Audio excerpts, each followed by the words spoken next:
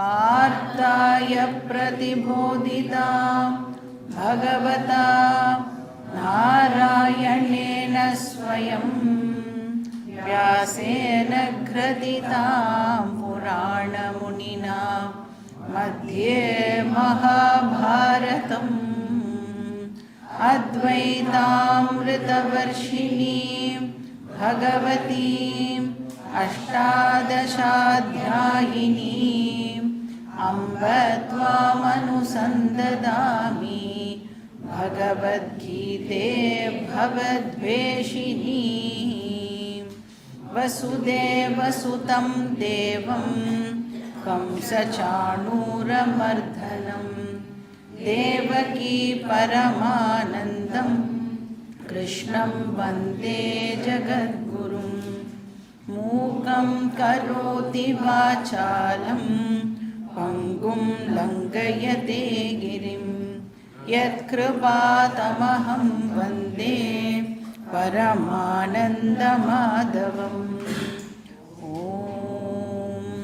सहना भवतु सहनौ भुनक्तु सह वीर्यं करवावहै तेजस्विनावधीतमस्तु मा विद्विषावहै ॐ शान्ति शान्ति शान्तिः हरिः ॐ श्रीगुरुभ्यो नमः हरिः ॐ.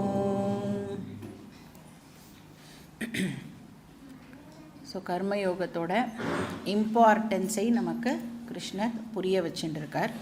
ஸோ டிஃப்ரெண்ட் ஆங்கிள்ஸ் மூலமாக அனலைஸ் பண்ணி நமக்கு அதனோட இம்பார்ட்டன்ஸை சொல்லிகிட்டே வரார். ஸோ இனிஷியலாக ஆக்ஞான்னு பார்த்தோம், அதுக்கப்புறம் அதே கர்மயோகத்தையே யக்ஞான்னு பார்த்தோம். யக்ஞானா வர்ஷிப் அப்படின்னு அர்த்தம். ஸோ ஈஸ்வர யக்ஞா. அதுக்கப்புறம் அதையே நாம் ஒரு சாதனமாக பயன்படுத்தலாம். எதுக்கு அது சாதனமாக இருக்கும்? நம்மளுடைய மைண்டு பியூரிஃபிகேஷனுக்கு அதை சாதனமாக பயன்படுத்தலான்னு பார்த்தோம். ஸோ சித்த சோதகம் அப்படின்னு பேர். இப்போ அதே கர்மயோகத்தை கிருஷ்ணர் தர்ம அப்படிங்கிற ஆங்கிள்லேருந்து ப்ரெசென்ட் பண்ணார். ஸோ வே ஆஃப் லைஃபாக நீ கர்மயோகத்தை ஃபாலோ பண்ண. ஸோ இந்த க்ரியேஷனுடைய ஹார்மனியை மெயின்டைன் பண்ணுறதுக்கு கர்மயோகம் அப்படிங்கிறது ஒரு வே ஆஃப் லைஃப் அப்படின்னு சொன்னார். அதுக்கப்புறம் அது சொல்லிவிட்டு போன ஸ்லோகத்தில் அந்த சைக்ளிக் ப்ராசஸ் அதையும் கிருஷ்ணர் நமக்கு எக்ஸ்பிளைன் பண்ணார். எப்படி இந்த உலகத்தில் இருக்கிற எல்லா ஒரு விஷயமுமே ஒரு சைக்ளிக் ப்ராசஸில் இன்வால்வ் ஆகி இருக்குது. ஸோ அந்த சைக்கிள் எப்படி கம்ப்ளீட் ஆகிறது அப்படின்னு பார்த்தோம்னா, யார் வாங்கிக்கிறாளோ அவள் கொடுக்கறது மூலமாக அந்த சைக்கிள் கம்ப்ளீட் ஆகிறது. இப்போ இந்த சைக்கிளையே கிருஷ்ணர் எதுக்கு நம்மளுக்கு ஒரு எக்ஸாம்பிள் கொடுத்து எக்ஸ்பிளைன் பண்ணுறார் அப்படின்னா, நீ இப்போ உனக்கு இந்த சரீரம் இருக்குது அப்படின்னா அந்த சரீரம் அன்னத்துலேருந்து வந்திருக்கு அப்படின்னு சொல்லி அந்த சைக்கிள் எல்லாம் சொல்லி, அப்போ நீ என்ன பண்ணணும் இன் ரிட்டர்ன் அப்படின்னா திருப்பி கொடு. ஸோ கர்மயோகம் பண்ணு. அப்போ யார் வாங்கிக்கிறாளோ அவள் கொடுக்கணும். அப்போ இங்கே ப்ராப்ளம் ஆகிறது அப்படின்னா, நான் வாங்கிப்பேன் ஆனால் கொடுக்க மாட்டேன், நான் எடுத்துப்பேன் ஆனால் யாரோடையும் நான் ஷேர் பண்ணிக்க மாட்டேன் அப்படின்னு சொல்லும் பொழுது என்ன ஆகிறது, அந்த சைக்கிளில் ஒரு தேக்கமானது ஏற்படுறது. அது சீராக போகாமல் எங்கேயோ ஒரு இடத்துல ஸ்டாக்னேஷன் ஏற்படுறது. அப்போ அந்த ஸ்டாக்னேஷனை தான் நாம் டிஸ்ஹார்மனி அப்படின்னு சொல்கிறோம். ஹார்மனி இம்பேலன்ஸ் அப்படின்னு சொல்கிறோம். ஸோ எதுவுமே நமக்கு தெரியும், எந்த ஒரு விஷயத்தை எடுத்துட்டாலும் அதில் அந்த தேக்கம் அப்படிங்கிறது இருக்கவே கூடாதுல்ல. எப்பயுமே அது ஃப்ளோ ஆகிட்டே இருக்கணும். இப்போ நம்மளோட உடம்பையே எடுத்துட்டா கூட, உடம்பை நம்ம எப்போ ஹெல்தி உடம்பு அப்படின்னு சொல்லுவோம். எல்லா ஆர்கன்ஸும் ப்ராப்பராக ஃப்ளோ ஆகி ஒர்க் ஆகின்னு இருந்தால் தான் உடம்பு ஒழுங்காக இருக்குது அப்படின்னு சொல்லலாம். இது ஃபிசிக்கல் ஹெல்த்தாக இருக்கட்டும், இல்லை சைக்கலாஜிக்கல் ஹெல்த்தாக இருக்கட்டும், எதுவாக இருந்தாலும் இப்போ உடம்புல வந்து ஏதாவது ஒரு தேக்கம் ஏற்பட்டது அப்படின்னு சொன்னால் அதுதான் இந்த கொலஸ்ட்ரால், பிபி இல்லை, அது வந்து ஒழுங்காக வந்து ஃபங்க்ஷன் ஆகாமல் ஒரு இடத்துல போய் அது வந்து கலெக்ட் ஆகிடுறது அப்படின்னு சொல்கிறோம். அப்போ எதுவுமே வந்து ஸ்டாக்னேட் ஆனால் நல்லது இல்லை. இப்போ டாக்டர்கிட்ட போகிறோம், உடம்பு சரியில்லை அப்படின்னு. டாக்டர் வந்து இப்போ இந்த கொலஸ்ட்ரால் ப்ராப்ளம்க்கு என்ன அட்வைஸ் கொடுப்பார்? ஒழுங்காக நட, மருந்து கொடுப்பார், அதுக்கப்புறம் வாக்கிங் போகணும் அப்படின்னு சொல்கிறாருல்ல. அப்போ ஆக்சுவலாக டாக்டர் என்ன சொல்கிறதுக்கு ட்ரை பண்ணுறாருன்னா, அந்த சைக்கிளை பிரேக் பண்ணாத, உன்னோட உடம்பு வந்து ஒரு சைக்கிளில் வந்து ஃபாலோ பண்ணிட்டு இருக்க ஒரு ப்ராசஸை அதை நீ வந்து பிரேக் பண்ண ட்ரை பண்ணியிருக்க, அதனால தான் உனக்கு இந்த ஸ்டாக்னேஷன் அது ஏற்பட்டிருக்கு. அதை நீ பிரேக் பண்ணாமல் அது என்ன அதனுடைய ஃப்ளோவில் அதை கண்டினியூ பண்ண விடு. ஸோ அதை தான் நம்ம வந்து ஹெல்தி லிவிங் அப்படின்னு சொல்கிறோம். இப்போ உடம்புக்கு இந்த மாதிரி அப்படின்னா இதையே பாக்கி எல்லா விஷயத்துக்கும் நீ எக்ஸ்டெண்ட் பண்ணி புரிஞ்சுக்கோ அப்படின்னு கிருஷ்ணர் சொல்கிறார். இப்போ நம்ம வந்து நாலெட்ஜை ரிசீவ் பண்ணுறோம் அப்படின்னு சொன்னால் நாமளே வச்சுக்கக்கூடாது. இந்த நாலெட்ஜை என்ன பண்ணணும்? ப்ராப்பராக அதை நாம் அடுத்த வாளுக்கு ஷேர் பண்ணணும். அதுதான் தைத்திரியத்தில் சொல்லப்பட்டிருக்கு, ஸ்வாத்தியாய பிரவச்சனேச்ச. எதை வந்து நீ வேர்ல்டுலேருந்து எடுத்துக்கிறியோ அதை வேர்ல்டுக்கு நீ திருப்பி கொடுக்கணும். ஃபிசிக்கலாவோ இமோஷ்னலாவோ இன்டலெக்சுவலாவோ எங்கேயுமே வந்து இந்த ஸ்டாக்னேஷன் அப்படிங்கிறது இருக்கக்கூடாது. இப்போது நம்ம மேலே யாராவது வந்து அன்பு செலுத்துகிறா அப்படின்னா வாங்கி மட்டும் வச்சுக்கக்கூடாது. என்ன பண்ணணும்? நாமளும் அதை அடுத்த வாளுக்கு திருப்பி கொடுக்கணும். இப்போ தேங்கின குட்டை ஹெல்த்தியாக, எனர்ஜெட்டிக்காக ஃப்ளோ ஆகிற ரிவர் வந்து ஹெல்த்தியாக, எப்பயுமே வந்து எது வந்து ஃப்ளோ ஆகிண்டே இருக்கோ அதுதான் வந்து நல்லது. அதனால தான் பணம் கூட ஒரு இடத்துல ஸ்டாக்னேட் ஆகக்கூடாது. அதுக்கு பேரே என்னது? செல்வம் இல்லை, அது என்னது? செல்வம். அது வந்து ஒரு இடத்துலேருந்து இன்னொரு இடத்துக்கு யாருக்கு அந்த நேரத்துக்கு தேவைப்படுறதோ அவகிட்ட அந்த பணம் இருக்கணும். அந்த பர்பஸ் ஆன உடனே அது வேற ஒருத்தர்கிட்ட போகணும். இப்படி அந்த பணம் வந்து போயிட்டே இருக்கணும். ஒரு இடத்துல அது ஸ்டாக்னேட் ஆகக்கூடாது. அப்படி நானே வச்சுக்கணும் அப்படின்னு முயற்சி பண்ணும் பொழுது தான் நமக்கு எல்லா இடத்துலையும் ப்ராப்ளம்ஸ் எல்லாம் ஏற்படுறது. ஸோ ஷேர் பண்ணணும். அது பணமாக இருக்கலாம், நாலெட்ஜாக இருக்கலாம், அன்பாக இருக்கலாம், எதுவானாலும் அந்த ரிவர் மாதிரி ஃப்ளோ ஆகிண்டே இருக்கணும். அப்போ கர்மயோகமோட பிரின்சிபிளே என்ன அப்படின்னா ஹார்மனியை மெயின்டைன் பண்ணணும். ஹார்மனியை மெயின்டைன் பண்ணணும்னா நான் என்ன பண்ண முடியும்னா கான்ட்ரிபியூட் பண்ணணும். இதுதான் நாம் ஞாபகம் வச்சுக்கணும். So contribution to maintain harmony. இப்போ எடுத்துக்கிறது இருக்குல்ல, எடுத்துக்கிறத வந்து எல்லோரும் நேச்சுரலாக பண்ணுறோம். அதை யாராவது நம்மளுக்கு வந்து சொல்லிக் கொடுக்கணுமா? எடுத்துக்கோ அப்படின்னு யாரும் சொல்லிக் கொடுக்க வேண்டிய அவசியம் இல்லை. ஏன்னா நம்ம வந்து எங்கேயாவது ஒரு இடத்துல ஏதோ ஒன்று ஃப்ரீயாக கொடுக்குறா அப்படின்னு தெரிஞ்சிடுத்துனாலே அங்கே போய் க்யூவில் வந்து நம்ம நிற்கிறதுக்கு ரெடி ஆகிடுறோம்ல. அது நமக்கு வேணுமா வேண்டாமா அப்படிங்கிறதெல்லாம் யோசிக்காமல் அது போய் நிற்கிறதுக்கு வாங்கிறதுக்கு ரெடியாக இருக்கும். ஆனால் கொடுக்கணும் அப்படிங்கிறது நம்மளுடைய புத்திக்கு எட்ட மாட்டேங்கிறது. அதனால சாஸ்திரம் இப்போ நமக்கு சொல்லிக் கொடுக்க வேண்டியதாக இருக்குது. ஏன்னா எடுத்துக்கிறது நேச்சுரலாக நம்மக்கிட்ட இருக்குது, கொடுக்கறது பழக்கமே இல்லை. கொடுத்தே எனக்கு பழக்கம் இல்லை. சில பேர் சொல்கிறவள்லாம் இருக்கா, எங்களுக்கு எப்பயுமே அடுத்த வாக்கிட்டேருந்து வாங்கிட்டு தான் பழக்கம், நாங்கள் யாருக்கும் எங்கள் ஃபேமிலியில் யாரும் எதையும் கொடுத்தே பழக்கம் இல்லை, என்ன எங்களை போய் கொடுக்க சொல்கிறேன் அப்படின்னு கேட்குறவாள்லாம் இருக்கா. அதனால சாஸ்திரம் வந்து இப்போது கொடு அப்படின்னு சொல்லித்தர வேண்டியதாக இருக்குது. ஸோ சதேஷு ஜாயத்தே சூரஹா சஹஸ்ரேஷு ச பண்டிதாக வக்தா சதசஹஸ்ரேஷு தாத்தா பவதிவா நாவா அப்படின்னு ஒரு சுபாஷிதம் இருக்குது. ஒரு 100 பேரில் சஹஸ்ரேஷுல சதேஷு ஒரு 100 பேரில் ஒரு பலசாலி இருப்பான். ஒரு சூரன் வந்து டெஃபினட்டாக நம்மளால் கண்டுபிடிக்க முடியும். சதேஷு ஜாயத்தே சூரஹ சஹஸ்ரேஷு ச பண்டிதாக, ஒரு பண்டிதா 1000 பேரில் நம்மளால் வந்து ஒரு லேர்னட் பர்சனை கண்டுபிடிக்க முடியும். வக்தா சதசஹஸ்ரேஷு 1,00,000 பேரில் ஒரு நல்ல கம்யூனிகேட்டரை நம்மளால் கண்டுபிடிக்க முடியும். வக்தானா இப்போ அண்டர்ஸ்டாண்ட் பண்ணிக்கிறது ஈஸி இல்லை. நாம் ஒரு விஷயத்தை புரிஞ்சுக்கிறது ஈஸி. ஆனால் நாம் புரிஞ்சுண்டு அதை அடுத்தவாளும் புரிஞ்சுக்கிற மாதிரி அவளுக்கு கம்யூனிகேட் பண்ணணும் அப்படின்னா அது வந்து ஒரு ஸ்கில் தேவைப்படுறதில்ல. அந்த மாதிரி ஆள் வந்து லட்சம் பேரில் ஒருத்தன் கிடச்சிடுவான். ஆனால் தாத்தானா கொடுக்குறவன், அவன் இந்த உலகத்தில் இருக்கானான்னு அப்படின்னு இந்த சுபாஷிதம் கேட்குறது. இருக்கானா இல்லையா, எங்கே கிடைப்பான் அவன், எங்கே தேடுறது அவனை? இப்போ இந்த என்டையர் வேர்ல்டில் இந்த மாதிரி உண்மையாக கொடுக்கணும் அப்படின்னு கொடுக்குறவா ரொம்ப ரொம்ப ரேர் பீப்புளாக தான் இருப்பா. அப்போ கர்மயோகம் அப்படின்னு சொன்னாலே நமக்கு ஞாபகம் வர வேண்டியது கொடுக்கணும், கான்ட்ரிபியூட் பண்ணணும். அதனால தான் ந கர்மணா ந பிரஜயா தனேன தியாகேனைக அமிர்தத்வம் மானசுஹு. இப்படி கொடுத்து கொடுத்து பழகினா என்ன ஆகும்? தியாகம் பண்ணி பண்ணி பழகினேன் அப்படின்னு சொன்னால் என்ன ஆகும்? அல்டிமேட்டாக அப்போ தான் என்னால் என்னுடைய அகங்காரத்தை தியாகம் பண்ண முடியும். அந்த அன்ரியல் ஐ இருக்கே, அதை விடாமல் பிடிச்சுட்டே இருக்கோமே, விடவே முடிய மாட்டேங்கிறது. எப்போ அந்த ஐயை என்னால் தியாகம் பண்ண முடியும்? இந்த மாதிரி சின்ன சின்னதாக கொடுத்து கொடுத்து பழகினோம் அப்படின்னா அல்டிமேட்டாக அகங்கார தியாகம் நடக்கும். அகங்கார தியாகம் நடக்கிறதுக்கு ஃபஸ்ட்டு என்ன பண்ணணும்?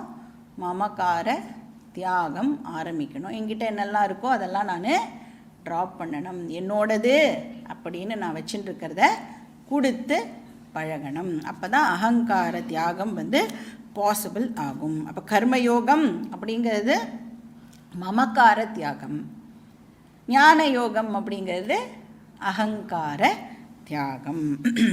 ஸோ தஸ்மாத் சர்வகதம் பிரம்ம. அப்போ வேதத்தோட டீச்சிங் வந்து இப்போ எல்லா இடத்துலையும் பரவி இருக்குது அப்படின்னு இங்கே கிருஷ்ணர் சொல்கிறார். எல்லா இடத்துலையும் வியாபிச்சு இருக்குது. சர்வகதம் பிரம்ம. பிரம்மனா இந்த இடத்துல என்னன்னு பார்த்தோம்?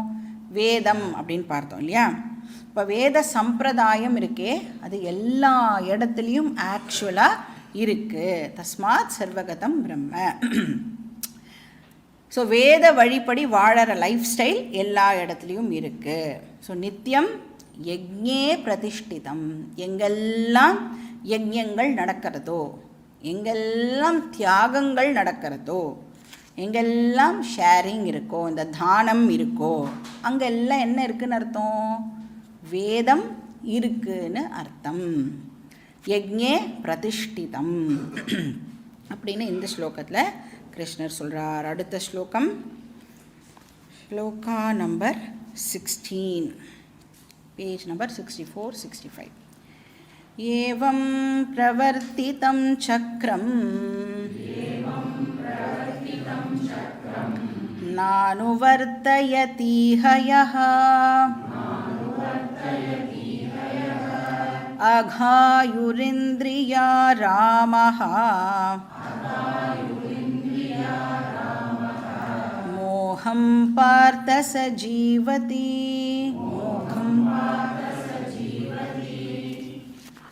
இப்போ வந்து கர்மயோகம் அப்படின்னாலே நம்மக்கிட்ட இருக்கிறத கொடுக்கறது அப்படின்னு கிருஷ்ணர் சொன்னார் இல்லையா? அப்போது எடுத்துக்கிறத விட கொடுக்கறது ஜாஸ்தியாக இருக்கணும். ஸோ கர்மயோகத்தில் எது எம்ஃபசைஸ் பண்ணப்படுறதுன்னா கான்ட்ரிபியூஷன் தான் வந்து எம்ஃபசைஸ் பண்ணப்படுறது. எடுத்துக்கிறத பற்றி இங்கே கிருஷ்ணர் நமக்கு சொல்லியே கொடுக்கல. கர்மா அப்படின்னு பேசினோன்னா எடுத்துக்கிறது, கர்மயோகம் அப்படின்னு பேசினோன்னா கொடுக்கறது.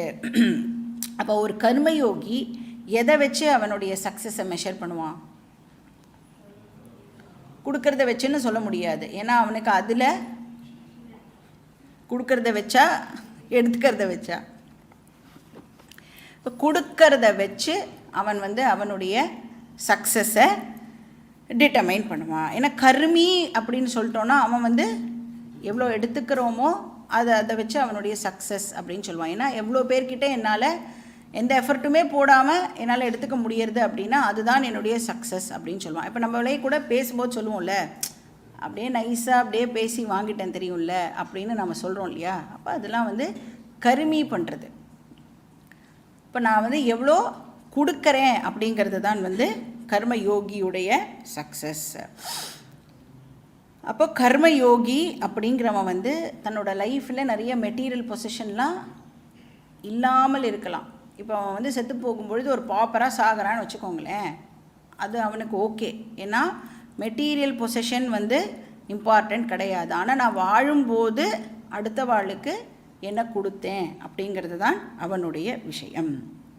அப்போ யார் வந்து எல்லாத்தையும் தியாகம் பண்ணுறாளோ அந்த மாதிரி பர்சன்ஸை தான் சாஸ்திரம் ஆக்சுவலாக க்ளோரிஃபையே பண்ணுறது. நீங்கள் எனி புராணம் இத்திஹாசம் எங்கேயுமே வந்து யாரை வந்து ரொம்ப போற்றி பேசுவார்னா யாரை எல்லாத்தையும் தியாகம் பண்ணுறாளோ அடுத்த வாளுக்கு யார் கொடுக்குறாளோ அவளை தான் சாஸ்திரம் வந்து எப்பயுமே க்ளோரிஃபை பண்ணும். இப்போ இந்த கீதா படிக்கிறோம்ல, கீதாவோட எசன்ஸே என்ன அப்படின்னா, நீங்கள் கீதா கீதா கீதா அப்படின்னு சொல்லிகிட்டே இருந்தேன்னு வச்சுக்கோங்க, அது என்ன ஆகும்? சொல்லிகிட்டே வந்தா தாகி தாகி தாகி தாகி தாகி தியாகி தியாகி தியாகி அப்படின்னு மாறிடும். நீங்கள் சொல்லிகிட்டே வந்தீங்கன்னா தியாகி அப்படின்னு ஆகும். அப்போது தியாகம் பண்ணுறது அதுதான் வந்து கீதாவோட எசன்ஸ். யார் தியாகியோ அவனே சக்ஸஸ்ஃபுல் பர்சன். இப்போ இங்கே தியாகம் பண்ணுறது எசன்ஸ்னால் என்ன அர்த்தம்? யார் அகங்காராவை தியாகம் பண்ணுறாளோ, ஞான யோகம் மூலமாக யார் வந்து அந்த ரியல் ஐயை அண்டர்ஸ்டாண்ட் பண்ணிட்டு ஃபால்ஸ் ஐயை வந்து தியாகம் பண்ணுறாளோ அவனே வந்து சக்ஸஸ்ஃபுல் பர்சன். ஏவம் பிரவர்த்திதம் சக்கரம். ஏவம்னா இன் திஸ் மேனர், இந்த கொடுத்துக்கிறது எடுத்துக்கிறது இருக்கு இல்லையா, இந்த சைக்கிளில் இந்த உலகமானது வந்து தன்னோட சைக்கிளை வந்து இப்படி மெயின்டைன் பண்ணிட்டு இருக்கு. சில பேர் எடுத்துக்கிறா, சில பேர் கொடுக்குறா, இப்படி இந்த சைக்கிள் வந்து போயின்ட்டுருக்கு. சக்கரம் அப்படின்னு சொன்னால் இந்த இடத்துல யூனிவர்சல் சைக்கிள். எல்லாரும் கொடுக்கறதும் எடுத்துக்கிறதுமா இந்த ஹார்மனி வந்து மெயின்டைன் ஆகிறது. இதே யஹ ந அனுவர்த்தயதி. சப்போஸ் ஒரு பர்சன் இம்மெச்சோராக இருந்து, அதாவது செல்ஃபிஷ் பர்சன், அந்த ஷேரிங் கேரிங் அதெல்லாம் அந்த பர்சனுக்கு இல்லை, அதிலெல்லாம் நம்பிக்கை இல்லாத ஒரு பர்சனாக இருந்தால் அவன் என்ன பண்ணுவான்? தன்னுடைய சுயநலத்துக்காக நிறைய சேர்த்து வச்சுப்பா இல்லையா, அந்த மாதிரி பர்சனை கிருஷ்ணர் இங்கே அகாயுஹு அப்படின்னு சொல்கிறார். அகாயுஹுனா மேன் ஆஃப் சின். அவனோட லைஃபே வந்து பாபமயமான ஒரு லைஃபாக ஆயிடுறது. யார் வந்து அந்த கான்ட்ரிபியூட் பண்ணணும் அப்படிங்கிற விஷயத்தை ஒத்துக்கலையோ, யஹ ந அனுவர்த்தயதி, அவளை வந்து அகாயுஹு அப்படின்னு கிருஷ்ணர் சொல்கிறார். அவள் என்ன பண்ணுறா? பின்ன இந்திரியா ராமஹா, தன்னோட லைஃபையே வந்து இப்போது வீணாக கழிச்சுட்டு இருக்கா. எதில்? இந்திரிய விஷயங்களில் அவள் வந்து அந்த சென்சரி ப்ளெஷர்ஸில் தன்னுடைய வாழ்க்கையை வீண் பண்ணுறா. அவன் எப்படி இருப்பான்? மோகம் சக ஜீவதி. அப்படிப்பட்ட அவனோட வாழ்க்கை வீண் அப்படின்னு சொல்கிறார். பிரயோஜனமே கிடையாது. இப்போ அவனுக்கும் பிரயோஜனம் இல்லை, அவனை சுற்றி இருக்கிறவாளுக்கும் அது பிரயோஜனத்தை கொடுக்காது. தனக்கு ஏன் பிரயோஜனம் இல்லை? மாதிரி செல்ஃபிஷாக இருந்தால் தனக்கு ஏன் பிரயோஜனம் இல்லை? அவன் தான் நிறையா சொத்து எல்லாம் சேர்த்துண்டு சுகமாக தானே இருக்க போகிறான், தனக்கு எப்படி பிரயோஜனம் இல்லை? அவன் வந்து தர்ம மோட்சம் அப்படிங்கிற விஷயத்துக்கே போகவே மாட்டான். இப்போ யாருக்கு வந்து இந்த சரீரமே மோட்சம் அடையிறதுக்காக தான் கொடுக்கப்பட்டிருக்கு அப்படிங்கிற ஐடியா இருக்கோ, அவள் தான் வந்து இந்த தர்ம மோட்சம் விஷயத்துக்குள்ளெல்லாம் நுழைவா இல்லையா, அவனுக்கு வந்து அது சுத்தமாக அந்த பக்கமே அவனால் வர முடியாது. ஸோ அவனுக்கும் அந்த வாழ்க்கை வேஸ்ட்டு, அடுத்த வாளுக்கும் ஆப்வியஸாக வேஸ்ட்டு. ஏன்னா அவன் வந்து செல்ஃபிஷாக இருக்கிறதுனால அடுத்த வாளுக்கும் அவனால் பிரயோஜனம் கிடையாது. அப்போ யாருக்குமே பிரயோஜனப்படாமல் 100 வயசு வரைக்கும் ஹெல்த்தியாக ஒரு பர்சன் வாழ்ந்தால் அது பூமிக்கு பாரம், ஒரு பிரயோஜனமும் கிடையாது. ஆமை எல்லாம் இருக்குல்ல, கடல் ஆமை கூட 300 வருஷம் 400 வருஷம் வாழறது அப்படின்னு எக்ஸாம்பிளாக நம்மளை வந்து கிருஷ்ணர் பார்த்துக்க சொல்கிறார். அதெல்லாம் ஒரு பெரிய அக்கம்ப்ளிஷ்மெண்ட் இல்லை. அதனால தான் ஆகார நித்ரா பயமைத்துனம் ச அந்த சுபாஷிதத்தையும் நாம் வந்து ஞாபகப்படுத்திக்கணும். இன்னும் பாக்கி பேர் மாதிரி நம்ம வந்து இந்த பாக்கி ஜீவராசிகள் மாதிரி வெறும்னா சாப்பிட்றதுக்கும் தூங்குறதுக்கும் இந்த சரீரம் நமக்கு கொடுக்கப்படலை. அப்போ ரியலாக நம்ம லைஃப்பில் என்ன அக்கம்ப்ளிஷ் பண்ணணுமோ அதை பண்ணியிருக்க மாட்டோம். அப்போ லைஃபே வேஸ்ட்டு. அதனால் ஒவ்வொரு மனுஷனும் இப்போ என்ன பண்ணணும்னா அர்த்த காமாவை விட்டுட்டு தர்ம மோட்சத்தை ஃபோக்கஸ் பண்ணு அப்படின்னு சொல்கிறார் கிருஷ்ணர். இல்லைன்னா உன்னோட லைஃபே வேஸ்ட் ஆகிடும் அப்படின்னு சொல்கிறார். அடுத்த ஸ்லோகா நம்பர் 17. யஸ்த்வாத் மரதிரேவ ஸ்யாத் ஆத்மத்ருப்தஸ்ச மானவஹ ஆத்மன்யேவ ச சந்துஷ்டஹ தஸ்ய காரியம் ந வித்யதே. இப்போ வர ஸ்லோகங்களில் கிருஷ்ணர் கர்மயோகத்துடைய பெனிஃபிட்டை நமக்கு சொல்கிறார். இப்போது கீதாவோ இல்லை வேதமோ கர்மயோகத்தை ஃபைனல் அப்படின்னு சொல்லவே இல்லை. அதையும் நாம் அண்டர்லைன் பண்ணிக்கணும். அப்படியே கர்மயோகம் பற்றி இப்போ படிக்கிறதுனால இருக்கிறதுலையே பெஸ்ட்டு கர்மயோகம் தான்ப்பா அப்படின்னும் அண்டர்ஸ்டாண்ட் பண்ணிட்டு போயிடக்கூடாது. கர்மயோகம் அப்படிங்கிறது நம்மளுடைய அல்டிமேட் விஷயம் கிடையாது. ஏன்னா கர்மயோகத்தினால ஒரு நாளைக்கும் நமக்கு மோட்சத்தை கொடுக்க முடியாது. சரி, அப்போ கர்மயோகம் வேஸ்ட்டா அப்படின்னா கர்மயோகம் வேஸ்ட் அப்படின்னும் சொல்ல முடியாது. கர்மயோகம் இஸ் எக்ஸ்ட்ரீம்லி இம்பார்ட்டண்ட். அப்போ கர்மயோகம் என்ன கொடுக்கும்? சித்த சுத்தியை கொடுக்கும். அதனால எல்லாரும் இனிஷியலாக கர்மயோகத்தை ஃபாலோ பண்ணி ஆகணும். மைண்டு இப்போ பியூரிஃபை ஆகிடுது அப்படின்னு சொன்னால் நம்மளால் நெக்ஸ்ட்டு ஹையர் ஸ்டேஜுக்கு போக முடியும். இந்த இடத்துல தான் நிறைய பேர் தப்பு பண்ணிவிடுவாங்க. இப்போ கர்மயோகத்தை இவ்வளோ எம்ஃபசைஸ் பண்ணி பேசுகிறதுனால கர்மயோகமே அல்டிமேட் அப்படின்னு சொல்லி கர்மயோகமே நான் என் வாழ்க்கை ஃபுல்லாக பண்ணிட்டு இருந்தால் நேச்சுரலாக எனக்கு மோட்சம் கிடைக்கும் அப்படின்னு நிறைய பேர் ராங்காக அண்டர்ஸ்டாண்ட் பண்ணிட்டு இருக்கா. அதை கிளியராக இங்கே சொல்கிறார், கர்மயோகம் மோட்சத்தை கொடுக்காது. அப்போ என்ன பண்ணணும்? நீ கர்மயோகம் பண்ணி சொசைட்டிக்கு கான்ட்ரிபியூட்லாம் பண்ணுறது மூலமாக உனக்கு மைண்டு பியூரிட்டி கிடைக்க போகிறது. அதுக்கப்புறம் நீ ஞான யோகம் ப்ராக்டிஸ் பண்ணி ஞானத்தை அடையணும். அப்போ கர்மயோகத்திலேயே நான் என் வாழ்க்கையை ஓட்டிடலாமா அப்படின்னா கர்மயோகத்தையே ஒன்றும் பண்ணிட்டு இருக்க சொல்லலை. இந்த கர்மயோகம் அப்படிங்கிற விஷயம் ஒரு பர்பஸுக்காக கொடுக்கப்பட்டிருக்குல்ல, அந்த பர்பஸை அது சர்வ் பண்ணியாச்சு அப்படின்னு சொன்னால் அதை நாம் ட்ராப் பண்ணலாம். இல்லைன்னா ரிடண்டண்ட்டாக இருக்கும், அப்சல்யூட்டாக இருக்கும். திருப்பியும் அது எனக்கு எந்த பிரயோஜனத்தையும் கொடுக்க போகிறது இல்லை அப்படின்னு தெரிஞ்சால் நான் பண்ண வேண்டிய அவசியம் இல்லை. அது எனக்கு என்ன கொடுக்கணுமோ அது ஆல்ரெடி கொடுத்தாச்சு அப்படின்னு சொன்னால் அதை நான் பண்ண வேண்டிய அவசியம் இல்லை. ஸோ கர்மயோகா அப்படிங்கிறது சாதனம் ஃபார் ஞான யோகம். இப்போ தன்னோட ரியல் நேச்சரை ஒருத்தர் தெரிஞ்சுக்கணும் அப்படின்னா அதுக்கு ஞான யோகம் மட்டுமே ஹெல்ப் பண்ணும். ஏன்னா எதனால் எனக்கு ரியல் நேச்சர் தெரியாமல் இருக்குது? அஜ்ஞானம் தான் அதுக்கு காரணமாக இருக்குது. அப்போ அஜ்ஞானம் நீங்கணும்னா ஞானம் தான் அதுக்கு சொல்யூஷன். அதனால் கர்மயோகத்திலேருந்து வித்ரா பண்ணி ஞான யோகத்துக்கு போகணும் அப்படின்னும் கிருஷ்ணர் நமக்கு இங்கே சொல்லி கொடுக்குறார். ஸோ ஏன்னா ஒரு மனுஷனோட லைஃபே இப்படி தான் டிசைன் பண்ணப்பட்டிருக்கு. பிரம்மச்சரிய ஆசிரமம், கிரகஸ்தாசிரமம் அப்படின்னு பார்த்தோம். இப்போ இந்த கிரகஸ்தாசிரமத்தில் அதுதான் பிரவருத்தி மார்க்கம்னு பார்த்தோம் இல்லையா? எல்லாம் லைஃப் ஃபுல் ஆஃப் ஆக்டிவிட்டீஸ். ஆனால் அந்த ஆக்டிவிட்டி எப்படி இருக்கணும்? கான்ட்ரிபியூட் பண்ணுற மாதிரியான ஆக்டிவிட்டி இருக்கணும். பஞ்சமகா யஜ்ஞம் கண்டிப்பாக அதில் இருக்கணும்.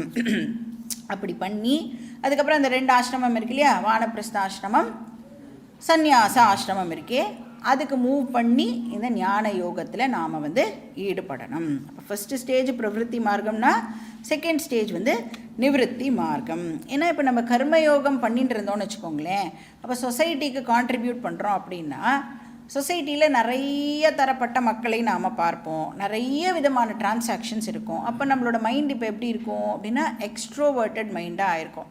ஏன்னா இப்போ நம்ம இவாளுக்கு என்ன கொடுக்கலாம், அவளுக்கு என்ன கொடுக்கலாம் அப்படின்னே நாம் மைண்டை வெளிமுகமாக வச்சுட்டு இருக்கிறதுனால அந்த வெளிமுகமாக இருக்கிற மைண்டோடு இந்த விஷயத்தை இப்போ படித்தோம் அப்படின்னா என்னை பற்றி தெரிஞ்சுக்கணும் அப்படின்னா அது சிரமமாகிறது. அதனால இப்போ சாஸ்திரம் என்ன சொல்கிறது, கொஞ்சம் கொஞ்சமாக உன்னுடைய ஆக்டிவிட்டீஸ்லேருந்து நீ வித்ட்ரா பண்ணி இந்த ஞான விஷயத்துக்கு வரணும் அப்படின்னு சொல்லுது.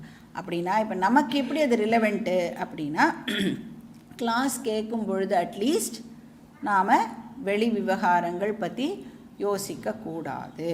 அதுக்கு பேர் தான் சந்நியாசம். அந்த ட்ராப் பண்ணுறோம்ல, அந்த 1 hour பாக்கி எந்த விஷயத்தை பற்றியும் நான் யோசிக்காமல் இந்த சாஸ்திர விஷயத்துக்காக என்னோடய டைமை நான் கொடுக்குறேன் அப்படின்னு சொன்னால் அதுக்கு பேர் மென்டல் சந்நியாசம் அப்படின்னு அர்த்தம். இல்லைனா என்னாகும், எக்ஸ்ட்ரோவர்ட்டடாகவே இருந்ததுன்னா ஒரு நாளைக்கு கூட எனக்கு கேள்வியே வராது. நான் ஏன் பிறந்தேன் அப்படிங்கிற கேள்வி எனக்கு எப்போ வரும், வெளிமுகமாக சுற்றின்னு இருக்கிற மைண்டுனால் அந்த மாதிரி கேள்வியை கேட்க முடியாது. இன்றைக்கி யாருக்கு போய் என்ன ஹெல்ப் பண்ணலாம் அப்படின்னே அந்த மைண்டு யோசிக்கவே ஒழிய தன்னை பற்றி இப்போது யோசிக்கவே யோசிக்காது. இல்லை மெக்கானிக்கலாக நாம் எல்லாரும் பண்ணிகிட்டுருக்கிற வேலையே பண்ணிகிட்ருப்போம். அதனால தான் பஜகோவிந்தமில் பார்த்தோம், கஸ்துவம் கோஹம் குத ஆயாத காமே ஜனனி கோமே தாத்த இதி பரிபாவய சர்வம் அசாரம் விஸ்வம் தியக்த்வா ஸ்வப்ன விசாரம். இதை பற்றிலாம் யோசிக்கவே மாட்டோம். கஸ்துவம், நீ யார், கஹ அகம், நான் யார் அப்படிங்கிற கேள்வியெல்லாம் நமக்கு வரவே வராது. எக்ஸ்ட்ரோவர்ட்டடாக சுற்றிகிட்டே இருந்தேன்னா அதெல்லாம் வராது.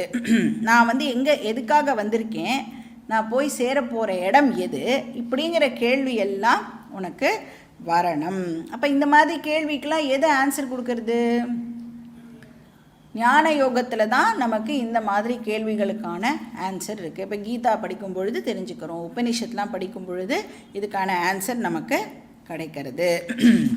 ஸோ ஸ்ரவணம் மனனம் நிதித்தியாசனம் மூலமாக நமக்கு இதுக்கான ஆன்சர் எல்லாம் கிடைக்கிறது. என்னுடைய ஓன் நேச்சரை நான் தெரிஞ்சுக்கிறேன். என்னென்னு தெரிஞ்சுக்கிறேன், ஞான யோகம் மூலமாக நான் யாருன்னு தெரிஞ்சுக்கிறேன். அகம் பூர்ணஹா அப்படின்னு நான் தெரிஞ்சுக்கிறேன். அகம் பூர்ண ஆத்மா அப்படின்னு தெரிஞ்சுக்கிறேன். ஸோ இப்படி தெரிஞ்சுக்கிற ப்ராசஸ் இருக்குல்ல, அதுக்கு பேர் ஞான யோகம் அப்படின்னு சொல்கிறோம். ஸோ எப்போ எனக்கு தெரிய வரும், ஞான யோகத்தை சக்ஸஸ்ஃபுல்லாக நான் கம்ப்ளீட் பண்ணினாதான் அகம் பூர்ண ஆத்மா அப்படின்னு எனக்கு தெரியும். அகம் பூர்ண ஆத்மான்னு நான் புரிஞ்சின்றால் மட்டுமே என்னுடைய லைஃப் ஸ்ட்ரகிள் முடியும். இல்லைன்னா லைஃப் ஸ்ட்ரகிள் கண்டினியூ ஆகும். இந்த பூரி இருக்குல்ல, பூரி சாப்பிட்ருக்கேல்ல எல்லாரும், பூரியை எப்படி பண்ணுவான்னு பார்த்துருப்பேன். என்ன ஆகும், பூரியை இட்டுட்டு எண்ணெயில் போடுவா. போட்டால் என்ன ஆகும், பூரி இப்படி இப்படி மூவ் பண்ணிகிட்டே இருக்கும். மூவ் பண்ணுற ப்ராசஸில் அப்படியே உப்பினோடனே அப்படியே நின்றுடும். இடம் இருக்காது அதுக்கு மூவ் பண்ணுறதுக்கு. பார்த்துருக்கலாம் நீங்கள் ஒரு சின்ன ஹெல்ப்பவானையில் போடணும், அதுக்காக பெருசாக போட்டுட்டு கேட்கக்கூடாது. ஏன்னா அதனால் because it is become full, அதனால் எங்கேயுமே மூவ் பண்ண முடியாது. பூர்ணம் இருக்குல்ல, பூர்ணம் உடைய ஷார்ட் ஃபார்ம் இஸ் பூரி. அப்போ அந்த பூரி என்ன பண்ணுறது, பூர்ணத்துவம் அடையிறதுக்கு முன்னாடி ஸ்ட்ரகிள் பண்ணுறது. அங்கெல்லாம் அப்படி இப்படி எங்கே போனால் என்ன கிடைக்கும், எங்கே போனால் எனக்கு இது கிடைக்குமா அப்படின்னு தேடுறது. அப்போது அது என்ன பண்ணுறது, போட்டோடனே அந்த ஞான யோகம் ப்ராசஸும் பேரலாக நடந்துட்டு இருக்கிறதுனால அதுக்கு அந்த ஞானம் வந்த உடனே அது நல்லா அப்படியே உப்பி அந்த பூர்ணமாக ஆனதுக்கப்புறம் இனிமே நான் எங்கேயுமே போக வேண்டாம், எங்கேயுமே ஓட வேண்டாம் அப்படின்னு அது ஸ்டாப் ஆகிடுறது. அப்போ எப்பெல்லாம் பூரி சாப்பிட்றோமோ என்ன ஞாபகத்துக்கு வரணும், அகம் பூர்ண ஆத்மா, இது எனக்கு புரிஞ்சிடணும் பகவானே. அதனால் அடிக்கடி பூரி சாப்பிடுங்கோ, அடிக்கடி இந்த விஷயத்தை ஞாபகப்படுத்திக்கோங்கோ. அப்போ ஞான யோகம் இல்லாமல் கர்மயோகம் இஸ் இன்கம்ப்ளீட். கர்மயோகம் இல்லாமல் ஞான யோகம் இம்பாசிபிள். அதனால் கர்மயோகம் ஃபாலோ பண்ணி ஞான யோகம் ஃபாலோ பண்ணி ஃப்ரீயாக இருக்கணும். இதுதான் கிருஷ்ணர் இங்கே சொல்கிறார். அப்போ ஞான யோகத்துடைய எசன்ஸை நமக்கு இந்த 2 ஸ்லோகத்துலேயும் கிருஷ்ணர் வந்து சொல்கிறார். ஸோ கர்மயோகத்தை இலாபரேட்டாக டிஸ்கஸ் பண்ணினாரா? இப்போ எங்கே வந்துட்டார்? ஏன்னா நம்ம வந்து நம்மளோட மைண்ட் எப்படி ஒர்க் பண்ணும், இதை பற்றி இப்போது ப்ரைஸ் பண்ணி சொல்லியாச்சா, அப்போ இதோட அவ்வளோதான், இதான் அல்டிமேட் போல் இருக்குது அப்படின்னு அடுத்த கிளாஸ் சப்போஸ் நீங்கள் வராமல் போயிட்டேன்னா என்ன பண்ணுறது? அதனால நடுவுலையே கிருஷ்ணர் என்ன பண்ணுறார், இதை நீ அல்டிமேட்னு நினச்சிக்காத, இதையே நீ இப்போ எதுக்காக பண்ணுற, ஏன்னா இதை எதுக்காக பண்ணுறோங்கிறத ஆரம்பிக்கும் போது சொன்னார். நமக்கு வந்து இது ஒரு 2 நிமிஷத்துக்கு முன்னாடி என்ன சொன்னோங்கிறதே ஞாபகம் வச்சுக்க முடியல. அதனால கிருஷ்ணர் இப்போ என்ன பண்ணுறார், நடுவில் ஞான யோகத்துக்காக தான் இந்த கர்மயோகமே உனக்கு சொல்லப்படுறது அப்படிங்கிறத சொல்கிறார். ஸோ ஞான யோகத்தை நட்ஷெல்ல கொடுக்குறேன். மானவகான ஞான யோகி அப்படின்னு அர்த்தம், இன்டெலிஜென்ட் பர்சன். ஏன்னா இப்போ அந்த பர்சன் வந்து தன்னுடைய ப்ராப்ளம் என்ன அப்படிங்கிறதை டிஸ்கவர் பண்ணிட்டார். என்னோட ப்ராப்ளம் அஜ்ஞானம், செல்ஃப் இக்னோரன்ஸ் தான் என்னுடைய ப்ராப்ளம். ஆனால் நான் வந்து இவ்வளோ நாள் என்ன நினச்சிட்டு இருந்தேன், என் ஒய்ஃப் ப்ராப்ளம், என் ஹஸ்பண்ட் ப்ராப்ளம், என் சில்ட்ரன் ப்ராப்ளம், என் ஆஃபீஸ் ப்ராப்ளம் இப்படின்னு நான் பாக்கி பேரை வந்து இவ்வளோ நாள் ப்ளேம் பண்ணிட்டு இருந்தேன். அதனால தான் பூஜ்ய சுவாமிஜி பியூட்டிஃபுல்லாக சொல்வார், problem is you, the solution is you அப்படின்னு கோல்டன் வேர்ட்ஸ். இதை வந்து அடிக்கடி ஞாபகப்படுத்திக்கணும். அப்போ மற்றவா தான் ப்ராப்ளம் அப்படின்னு நான் வந்து தப்பாக நினச்சிட்டு இருந்ததுனால இவ்வளோ நாள் நான் என்ன பண்ணிட்டு இருந்தேன், மற்றவாளையே மாற்றுறதுக்கு முயற்சி பண்ணிட்டு இருந்தேன். ஆனால் ஒரு நாளைக்கு கூட என்னை மாற்றிக்கணும் அப்படின்னு எனக்கு தெரியவே இல்லை, நான் ட்ரை கூட பண்ணதில்லை. அதனால் என்னாச்சு, என்னோடய ப்ராப்ளம் சால்வ் ஆகவே இல்லை. எப்போ வந்து நான் தான் ப்ராப்ளம் அப்படிங்கிறத ஒரு பர்சன் உணரறானோ அப்போ அந்த பர்சன் மானவகா, இன்டெலிஜென்ட் பர்சனாக ஆகிறான். அப்போ தான் அந்த பர்சனால் செல்ஃப் என்கொயரிக்குள்ளேயே வர முடியும். யாருக்கு ஞான யோகம், யாரால் ஞான யோகத்தை ஃபாலோ பண்ண முடியும்? இப்போ சொல்கிறோம்ல, உலகம் வந்து ப்ராப்ளம் கிடையாது, நீ தான் ப்ராப்ளம் அப்படின்னா அது கேட்ட உடனே நம்மளால் ஒத்துக்க முடியறதில்ல. கரெக்டு தான், வேதம் சொல்கிறது கரெக்டு தான் அப்படின்னு எந்த பர்சன்னால் ஒத்துக்க முடியறதோ அந்த பர்சன்னால் தானே இப்போ நான் யாருன்னு தெரிஞ்சுக்கிறதுக்கு ஞான யோகத்துக்குள்ளேயே வந்து என்டர் பண்ண முடியும் இல்லையா?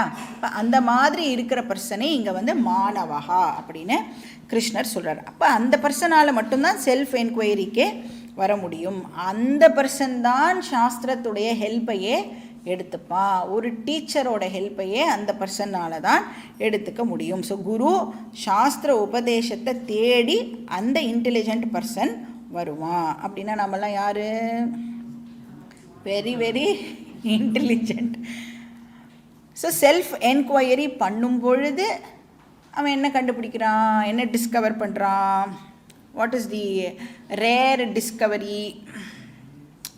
நான் இவ்வளோ நாள் என்னோடய வாழ்க்கையில் எதை தேடின்னு இருந்தேனோ, ஒருத்தர் ஒன்று தேடுவோம், ஆனால் எல்லாருமே தேடுறது ஒரே ஒரு விஷயந்தான் அப்படிங்கிறதே தெரியாமல் எல்லாரும் ஒன்று தேடிண்டு இருக்கோம். இப்போ நான் வந்து இவ்வளோ நாள் எதை தேடினேனோ, இப்போ வந்து சில பேர் வந்து எனக்கு செக்யூரிட்டி வேணும் அப்படின்னு தேடுவா, சில பேர் வந்து எனக்கு நிம்மதி வேணும் அப்படின்னு தேடுவா, சில பேர் எனக்கு ஆனந்தா வேணும் அப்படின்னு தேடுவா. நீ எதெல்லாம் தேடுறியோ அது எல்லாம் நீ தான் அப்படின்னு அந்த டிஸ்கவரியை இந்த பர்சன் பண்ணுறான். நான் தான் அந்த ஆனந்த ஸ்வரூபகா, நான் தான் அந்த நிம்மதி ஸ்வரூபகா, அந்த செக்யூரிட்டியே நான் தான், அந்த சோர்ஸ் ஆஃப் செக்யூரிட்டியே நான் தான். இப்போ ஒரு மனுஷன் எதெல்லாம் வேணும்னு கஷ்டப்படுறானோ அது எல்லாமே நான் தான் அப்படின்னு இவன் தெரிஞ்சுக்கிறான். ஆத்ம ரதி ஏவஸ்யாத். முன்னாடி வந்து என்ன பண்ணிட்டு இருந்தேன், வெளியில் இருக்கிற கண்டிஷன் என்னுடைய மனசோட கண்டிஷனோட மேட்ச் ஆகும் பொழுது நான் சந்தோஷமாக இருந்தேன். கரெக்டாக என் மனசில் ஒரு எக்ஸ்பெக்டேஷன் இருக்கும், அந்த எக்ஸ்பெக்டேஷனுக்கு வெளியில் இருக்கிற கண்டிஷன் மேட்ச் ஆச்சு அப்படின்னு சொன்னால் அப்போ எனக்கு ஆனந்தம் ஏற்பட்டது. ஆனால் ஆத்ம ஞானத்துக்கு அப்புறம் அந்த பர்சன் என்னன்னு தெரிஞ்சுக்கிறார். வெளியில் இருக்கிற கண்டிஷனோ என்னுடைய மென்டல் கண்டிஷனோ ஒரு விஷயமே இல்லை. ஏன்னா என்னோட ரியல் நேச்சர் ஆனந்த ஸ்வரூபம். ஸோ ஆத்ம ரதி ஏவசியாத், வெளியில் ஆனந்தம் இல்லை, நான் தான் அந்த ஆனந்த ஸ்வரூபம். யார் ஒருத்தர் செல்ஃப் சஃபிஷியண்ட்டோ, யார் ஒருத்தர் வெளி விஷயங்களை டிபெண்ட் பண்ணலையோ, அதாவது தான் கம்ப்ளீட் ஆகிறதுக்கு, தான் பூர்ணமாகிறதுக்கு வெளி விஷயங்களை டிபெண்ட் பண்ணலையோ, ஆத்மரதிஹி அப்படின்னு சொன்னால் யார் தன்னில் தானாக சந்தோஷமாக இருக்காளோ, ஆத்ம திருப்தஸ்ச அப்படின்னா செல்ஃப் கண்டென்டட். இதுக்கு மேலே எனக்கு என்ன வேணும், யாரால் எனக்கு என்ன கொடுக்க முடியும், இல்லை நான் தான் எதை பண்ணி எதை அடைய முடியும் அப்படிங்கிற அறிவு இருக்குல்ல, அதுக்கு பேர் ஆத்ம திருப்திஹி. ஏன்னா இந்த பர்சன் என்ன டிஸ்கவர் பண்ணியிருக்கான், அகம் பூர்ண ஆத்மா அப்படின்னா இன்ஃபினிட்டை இந்த பர்சன் இப்போது டிஸ்கவர் பண்ணியிருக்கான். இன்ஃபினிட் அப்படின்னு சொன்னால் இன்ஃபினிட், இன்ஃபினிட்டியர், இன்ஃபினிட்டியஸ்ட்டு அந்த மாதிரிலாம் ஏதாவது இருக்கா? எவ்வளோ இன்ஃபினிட் இருக்க முடியும்? ஒரே ஒரு இன்ஃபினிட். அப்படி வேறு ஒன்று இருந்ததுன்னா இது இன்ஃபினிட்டாக இருக்க முடியாது இல்லையா? அதனால் இந்த கம்பேரிசன் அப்படிங்கிறதே இந்த இடத்துல இல்லை. அப்போ கம்பேரிசன் இல்லை அப்படின்னு சொன்னால் எவ்வளோ அடைஞ்சாலும் இவ்வளோதான் அப்படின்னு சொல்லியாச்சு அப்படின்னா ஐ ஆம் தி ஃபுல் அப்படின்னா இதுக்கு மேலே நான் அடையிறதுக்கு என்ன இருக்குது? இதுக்கு மேலே நான் அடையிறதுக்கு வேறு ஒன்றுமே இல்லை. இதே நம்ம லிமிட்டட் அப்படின்னு நம்மளை நினச்சிட்டு இருக்கிற வரைக்கும் நாம் என்ன பண்ணுவோம், நாம் பண்ணினதை விட நாமளே இன்னும் கொஞ்சம் ஜாஸ்தியாக ஏதாவது பண்ணணும் அப்படின்னு ட்ரை பண்ணுவோம் இல்லையா? இப்போ ஸ்போர்ட்ஸ் பர்சன்லாம் எடுத்துட்டா அவளோட ரெக்கார்டை அவளே பீட் பண்ணுறதுக்கு ட்ரை பண்ணுறா அப்படின்னா என்ன அர்த்தம்? அவள் எதை நான் நினச்சிட்டு இருக்கா, பாடி மைண்ட் சென்ஸ் காம்ப்ளெக்ஸை நான் நினச்சிட்டு இருக்கேன். ஆனால் ஒரு ஞானி, அதாவது ஞான யோகத்தை அண்டர்கோ பண்ணி அந்த ஞானம் அடைஞ்ச ஒரு பர்சனுக்கு என்ன தெரியும், நான் பூர்ண ஆத்மா, இன்ஃபினிட் பிரம்மன் அப்படிங்கிறது தெரியறதுனால அவர் எதுவுமே பண்ணி சந்தோஷம் அடைய வேண்டிய அவசியம் இல்லை. ஐ ஆம் கம்ப்ளீட் ஆத்மன்யேவச்ச சந்துஷ்டா, தன்னில் தானாக சந்தோஷமாக இருப்பார். அப்படிப்பட்டவருக்கு தஸ்ய காரியம் ந வித்யதே, அவர் அடைய வேண்டியது அப்படின்னு ஒன்றுமே இல்லை.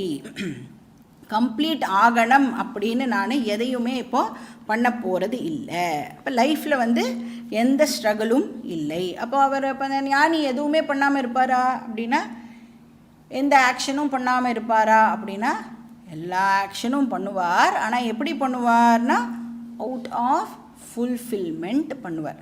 ஃபார் ஃபுல்ஃபில்மெண்ட் பண்ண மாட்டார், ஆனால் அவுட் ஆஃப் ஃபுல்ஃபில்மெண்ட். ரெண்டுத்துக்கும் வித்தியாசம் இருக்குது இல்லையா? இப்போ நான் திருப்திக்காக ஆர் அந்த பூர்ணத்துவத்துக்காக வேலை பண்ணுறேன் அப்படின்னு சொன்னால் என்ன ஆகும்? இப்போ நான் ஏதோ ஒரு ஆக்ஷன் பண்ணி எனக்கு ஆனந்தம் கிடைக்கணும், திருப்தி கிடைக்கணும் அப்படின்னு நான் வேலை பண்ணால் என்ன ஆகும்? என்ன மீன் பண்ணி நான் அந்த வேலையை பண்ணுறேன்? இப்போ கரண்ட்டாக நான் பூர்ணனா இல்லை, நான் ஏதோ பண்ணி எனக்கு அந்த பூர்ணத்துவம் கிடைக்க போகிறது.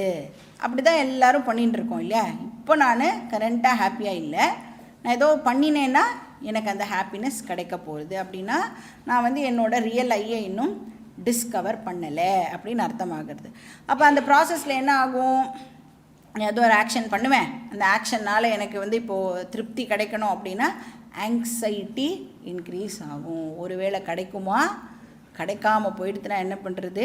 இப்போ கிடைக்கலைன்னா திருப்பியும் நான் எப்போ அந்த ஆக்ஷனை பண்ணுறது, இல்லை வேறு ஏதாவது கண்டிஷன்ஸ் எல்லாம் மாற்றி பண்ணணுமா? இப்படி எல்லாம் நம்மளுக்கு இந்த ஆங்ஸைட்டி இன்க்ரீஸ் ஆகும்.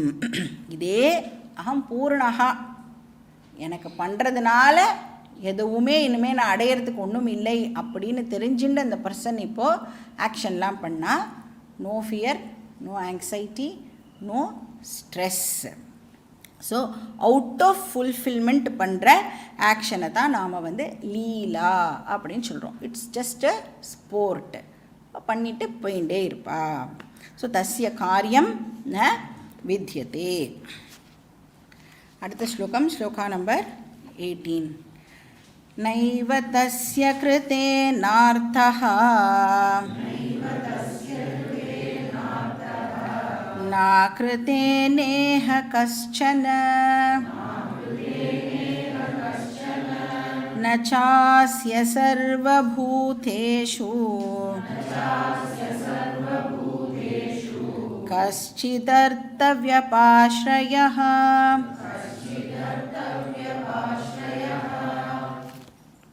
இங்கே அகெயின் கிருஷ்ணர் வந்து ஒரு ஞான யோகியை பற்றி சொல்கிறார்.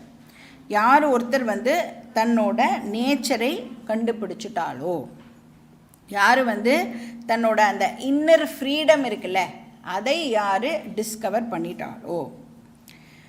இங்கே வந்து நம்ம நல்லா கவனிக்க வேண்டிய விஷயம், இந்த சரீரத்தோடு இருக்கிற வரைக்கும் நமக்கு அந்த எக்ஸ்டர்னல் டிபெண்டன்சிஸ் இருக்குல்ல அது கண்டினியூ ஆகும்.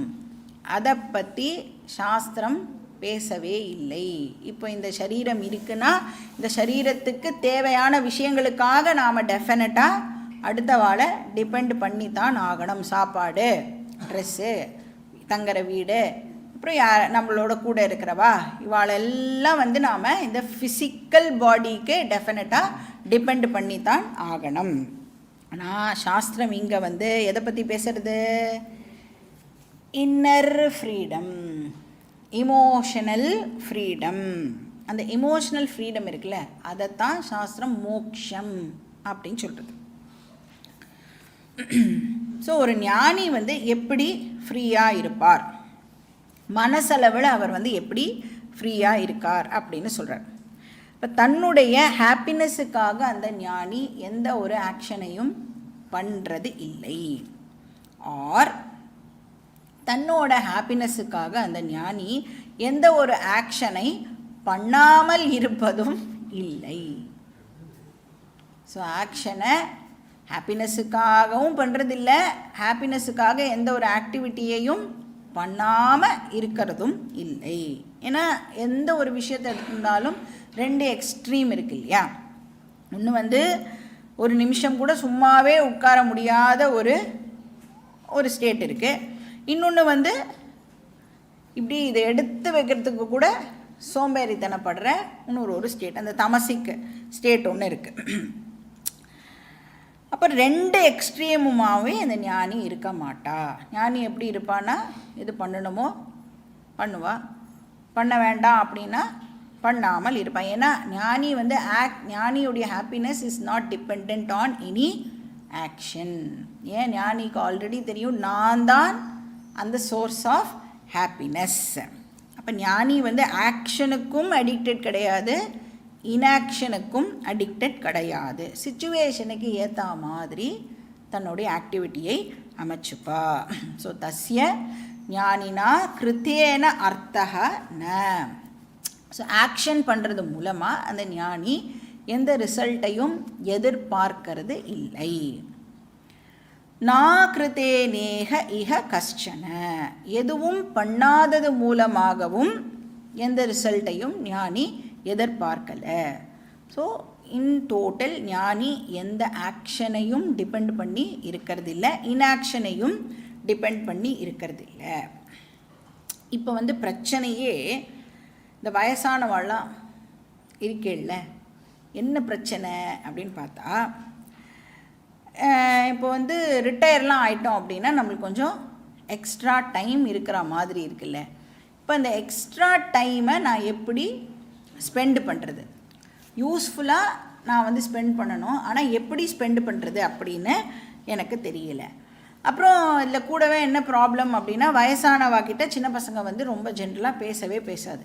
ஏன் அப்படின்னா, ஏதாவது பேச ஆரம்பித்தா அன்றைக்கெல்லாம் நாங்கள் எப்படி இருந்தோம் தெரியுமா அந்த காலத்தில் அப்படின்னு சொல்லி 1947 அப்படின்னு ஆரம்பிப்பா. அதனால வந்து ஜென்ரலாக பார்த்தீங்கன்னா சின்ன பசங்க வந்து வயசானவாக்கிட்ட போகவே மாட்டான். அவளோட ஃப்ரீக்குவென்சிக்கு மேட்ச் ஆகி நீங்கள் பேசினா மட்டும்தான் உங்களோடையே பேசுவாள்.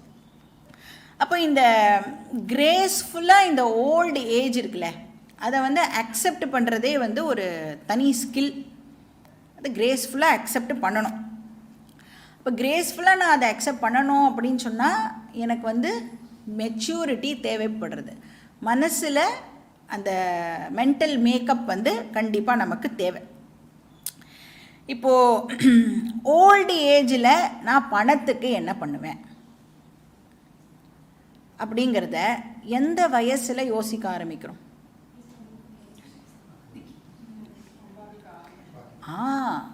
இப்போ நான் 70 வயசில் ஒரு 58 வயசில் ரிட்டையர் ஆகிடுவேனா? 58 வயசில் நான் ரிட்டையர் ஆகிட்டேன்னா 59வது வயசுலேருந்து எனக்கு சம்பளம் அப்படிங்கிறது ஒன்று வராது. சில பேருக்கு தான் பென்ஷன் வரும், நிறைய பேருக்கு பென்ஷன் வராது. அப்போது நான் என்ன பண்ணுவேன், என்னுடைய சாப்பாட்டுக்கு நான் என்ன பண்ணுவேன் அப்படிங்கிறத எந்த ஏஜில் திங்க் பண்ண ஆரம்பிக்கிறோம்? ஒரு 22 வயசு 23 வயசு எப்போ வேலைக்கு போகிறோமோ அப்போலேருந்தே வந்து ஆக்சுவலாக திங்க் பண்ண ஆரம்பிச்சுக்கிறோம். வயசு ஆகிடுத்துன்னா, எனக்கு ஏதாவது ஹெல்த் ப்ராப்ளம் வந்துடுதுன்னா நான் என்ன பண்ணுறது அப்படின்னு சொல்லி என்ன போடுறேன் நான்? Health policy, insurance. அதை எத்தனை வயசுக்கு போடுவோம்? உங்களோட ஜென்ரேஷனில் ப்ராபப்ளி உங்களுக்கு லேட்டர் பீரியடில் தான் அதெல்லாம் தெரிய வந்திருக்கும். 40 வயசு 45 வயசு அந்த மாதிரி வந்து இந்த மாதிரி இந்த ஹெல்த் பாலிசி அதெல்லாம் போடுறோம். சாஸ்திரம் நம்மக்கிட்ட இங்கே என்ன கேள்வி கேட்குறது, வயசாகிடுதுன்னா உன் கூட யாருமே பேச மாட்டாளே, உன்னை யாருமே சாப்பிட்டையான்னு கூட கேட்க மாட்டாளே, அந்த மாதிரி சமயத்தில் நீ எப்படி அதை ஹேண்டில் பண்ணுவ? உன்னோட இமோஷனல் செக்யூரிட்டி பற்றி நீ யோசிச்சிருக்கியா? நம்ம வந்து ஃபிசிக்கலாக ஆக்டிவாக இருக்கிற வரைக்கும் நீ சாப்பிட்டியா சாப்பிட்லையான்னு கேட்குறதுலாம் நம்மளுக்கு பிரச்சனையே இல்லை. ஏன்னா நம்ம யாரையோ பார்க்க போகிறோம், எங்கேயோ போயிட்டே இருக்க போகிறோம், பிஸியாக இருப்போம். பட் ஒன்ஸ் வீட்டில் மெஜாரிட்டி டைம் வீட்டில் தான் இருக்க போகிறோம் அப்படின்னு தெரிஞ்சிடுதுன்னா அப்போ தானே நம்மளுக்கு வந்து இந்த யோசனைலாம் வருது. நம்ம ஒருத்தர் இருக்கோங்கிறதே யாருமே வீட்டில் யோசிக்கவே மாட்டேங்கிறாளே, நான் சாப்பிட்டேனான்னு கேட்க மாட்டேங்கிறா, நன்னா தூங்கினியான்னு கேட்க மாட்டேங்கிறா, மருந்தெல்லாம் ஒழுங்காக போட்டுக்கிறியான்னு கேட்க மாட்டேங்கிறா, எதாவது வேணும்னா டாக்டர்கிட்ட வந்து டாக்டர்கிட்ட போய்க்கோ பைசா தந்துவிட்றேன்னு சொல்கிறா, டாக்டர்கிட்ட கூட வர மாட்டேங்கிறா. இப்படி எல்லாம் ஒன்றை வயசானதுக்கப்புறம் பண்ண போகிறாளே, இதுக்கு நீ என்ன பிளானு என்ன ஐடியா யோசித்து வச்சுருக்க அப்படின்னு கேட்குறது.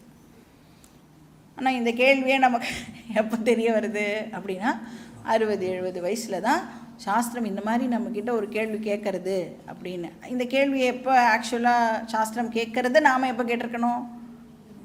ஒரு 20-25 வயசில் கேட்டிருந்தா இந்த மாதிரி கூட ஒரு பிரச்சனை இருக்குது போல இருக்குது, இதுக்கு நாம் இமோஷனல் செக்யூரிட்டியை பற்றி நாம் யோசிக்கவே இல்லையே.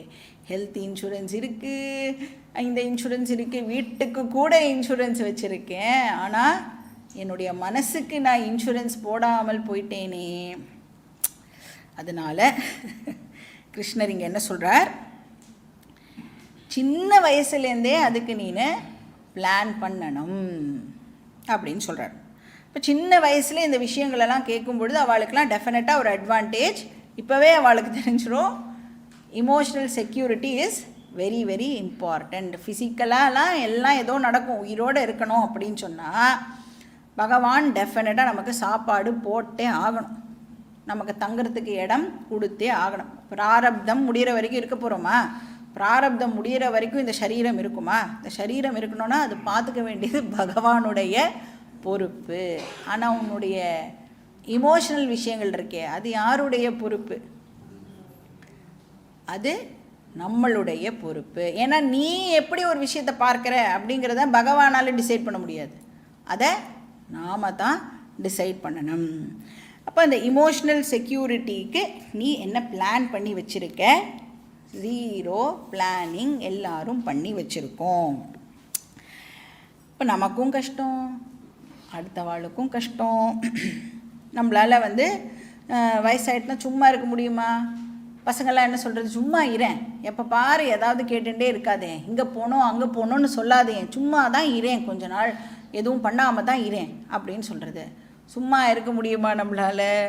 ஆனால் தாயுமானவர் சொல்கிறார், சும்மா இருந்து சுகம் காணுவது எக்காலமோ. அந்த பட்ட சாதம் தான் இருக்க முடியுமானா இருக்க முடியாது. ஆனால் ஞானி அப்படிங்கிறவர் என்ன பண்ணுவார்? ஆக்டிவிட்டி இருந்தால் என்ஜாய் பண்ணுவார், ஆக்டிவிட்டி இல்லையா அதையும் என்ஜாய் பண்ணுவார். அப்போ என்ன ஒரே வழி இமோஷனல் செக்யூரிட்டிக்கு? இருக்கிற ஒரே வழி இப்போ என்ன? இவ்வளோ வயசு ஆகிடுது, முடிஞ்சு போச்சு, பாஸ்ட்டை மாற்ற முடியாது. இப்போ என்ன பண்ணலாம்? நம்ம எப்படி இமோஷனல் ஃப்ரீடமை அடையிறது அப்படிங்கிறத தெரிஞ்சுக்கிறது மட்டுமே ஒரே வழி. அப்போ வேறு வழியே இல்லாமல் கீதா கிளாஸு அட்டெண்டு பண்ணியே ஆகணும். ஸோ நம்மளை சுற்றி இருக்கிறவா மேலே நாம் டிபெண்டன்சியை வச்சுட்டு இருக்கோமே, அதை எப்படி இமோஷ்னலாக டிபெண்ட்டாக இல்லாமல் இருக்கிறது அப்படிங்கிறதையெல்லாம் நமக்கு பகவான் கிருஷ்ணர் சொல்லி கொடுக்குறார். அப்போ இமோஷ்னல் இண்டிபெண்டன்ஸ் ரொம்ப ரொம்ப அவசியம். இப்போ நமக்கு நம்மளை சுற்றி மனுஷாக இருக்கும் பொழுது என்ஜாய் பண்ண தெரியணும். அப்புறம் வயசாகிடுதுன்ற காரணத்தினால ஒருத்தராக நமக்கு தெரிஞ்சவா எல்லாரும் கிளம்புவா. அப்போது பேனிக் ஆகக்கூடாது. அதையும் நமக்கு அக்செப்ட் பண்ணுறதுக்கான மெச்சூரிட்டி இருக்கணும். இப்போ சில பேர் இப்போ ஹஸ்பண்ட் அண்ட் ஒய்ஃப் இருக்கான்னு வச்சுக்கோங்களேன், ஒய்ஃபை ஒரு நாளைக்கு கூட எங்கேயுமே வெளியில் அனுப்ப மாட்டான். ஏன்னா அந்த பர்சனுக்கு டூத் ப்ரஷ் கூட எங்கே இருக்குன்னு தெரியாது. அது கார்த்தால ஒய்ஃப் தான் எடுத்து தரணும். அந்த மாதிரிலாம் நிறைய ஃபேமிலியில் இருக்கும். அப்போ அவ்வளோ தூரம் டிபெண்டன்சியை க்ரியேட் பண்ணி வச்சுட்டா நம்மளுடைய வாழ்க்கை ரொம்ப கஷ்டமாயிடும். So emotional independence very very important. So கஷ்டித் அர்த்த வியபாஸ்ரயா. ஸோ ஞானி எதையும் டிபெண்ட் பண்ணுறது இல்லை. வியபாஸ்ரயம்னா டிபெண்ட் பண்ணுறது. ஸோ ஞானி எதையும் டிபெண்ட் பண்ணுறது இல்லை. சர்வபூதேஷு, இந்த கிரியேஷனில் இருக்கிற எந்த லிவிங் பீயிங்கையும் டிபெண்ட் பண்ண மாட்டார். சில பேர் மனுஷால் நம்ப மாட்டா, ஆனால் நாய் இந்த பெட்ஸ் எல்லாம் வச்சுட்டுருப்பா. அதுக்காகவே தன்னோட வாழ்க்கையை டெடிகேட்லாம் பண்ணுவாள். ஆனால் ஞானி எப்படி? சர்வபூதேஷு கஷ்டிதர்த்த வியபாஸ்ரயா. ஸோ ஆசை அருமின் ஈசனோடாயினும் ஆசை அருமின். அப்போ நம்மளுடைய ப்ராக்ரஸ் எப்படி இருக்கணும்? ஃபஸ்ட்டு நமக்கு தெரியாது, அதனால நாம் வேர்ல்டை டிபெண்ட் பண்ணி இருப்போம்.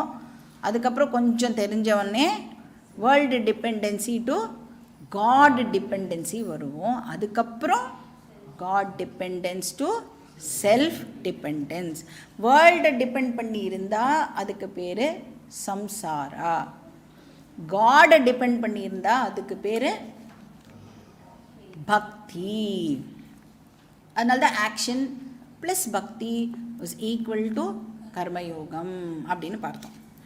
செல்ஃப் டிபெண்ட் பண்ணியிருந்தால் அதுக்கு பேர் ஞானம். இப்போ நம்மளுடைய ட்ராவல் எப்படி இருக்கணும்? சம்சாரா டு பக்தி டு ஞானம். இதுதான் நம்மளுடைய ப்ராக்ரஸாக இருக்கணும். இப்போ கிருஷ்ணர் இங்கே ஞானத்தோட ஹைட்டை சொல்கிறார். அப்போ அந்த ஞானி ஆக்ஷன் பண்ணுறதுனாலையும் சந்தோஷம் அடையிறதில்லை, ஆக்ஷன் பண்ணாமல் இருக்கிறதுனாலையும் சந்தோஷம் அடையிறதில்லை. ஏன்னா அவர் எதையுமே டிபெண்ட் பண்ணுறது இல்லை. அவருக்கே தெரியும் நான் தான் அந்த பீஸ், செக்யூரிட்டி, ஹாப்பினஸ் அப்படின்னு. Next shloka number 19. தஸ்மாதஸ்ஸக்தः சததம்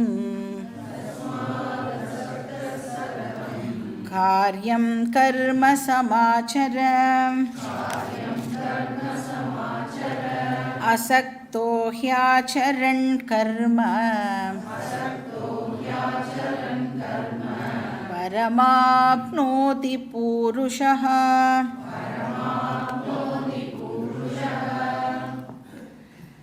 ஸோ இங்கே கிருஷ்ணர் அர்ஜுனனுக்கு அட்வைஸ் பண்ணுறார். அர்ஜுனா, உன்னுடைய கோல் இப்போது ரொம்ப ரொம்ப கிளியர். என்ன கோல்?